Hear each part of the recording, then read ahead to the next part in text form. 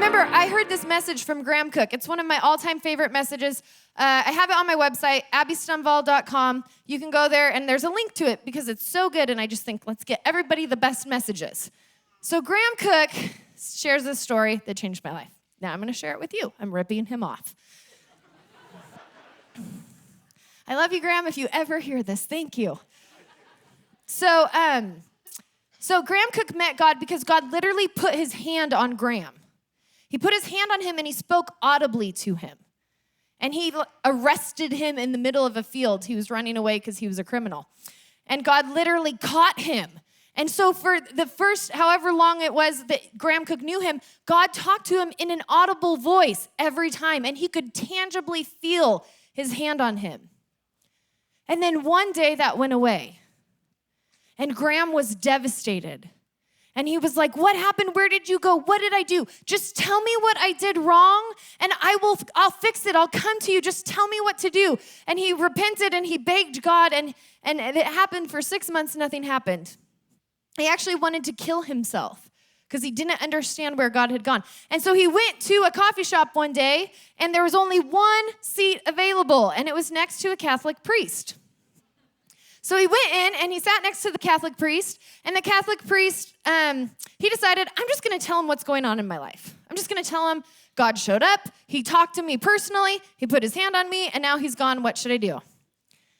And the priest sat there and for 3 hours told him about the season of hiddenness and the season of manifestation. And then he ended up, they closed down the place, they went to his car, the priest prayed for him, and then the priest drove away, and it was a long road, and so Graham gets out of the car is driving away, he looks to look at the car, and the car has completely disappeared. So this is what the priest taught Graham. He said, the seasons where Jesus shows up are meant to give us one revelation of who he is.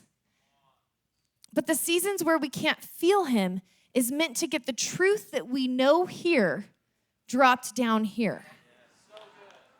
Something that he said that I love so much. He says, when you trust for the presence of God, it's just as brilliant as feeling his presence. It's the same. Your trust allows you to come and inhabit the same space as your feelings. This is an amazing thing. I have learned this lesson because I have been in this season where God removes how I used to connect to him, and all of a sudden it's about trust. Well, God, I actually know that you said you'd never leave me. So I'm trusting that you're here even though I don't feel you. God is with us. I just want to settle this question. Whatever season you go through, it's not, is God with me? It's, how is he with me?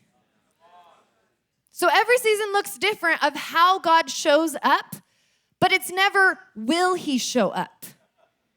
That's super important for us to know. It says, where can I go from your spirit? Where can I flee from your presence? If I go up to the heavens, you're there. If I make my bed in the depths, you're there. If I rise on the wings of the dawn, if I settle on the far side of the sea, even there your hand will guide me. If I say, surely the darkness will hide me and the light become night around me, even the darkness will not be dark to you. For the night will shine like day, for darkness is like light to you. Behold, the virgin shall be with child and give birth to a son, and they will call his name Emmanuel, which means God with us. You have to understand that no matter what season you go in, whether you are having the extreme, beautiful, extravagant experience of Jesus in your face, or you are having the I can't feel him or see him anywhere near me season, he is with you.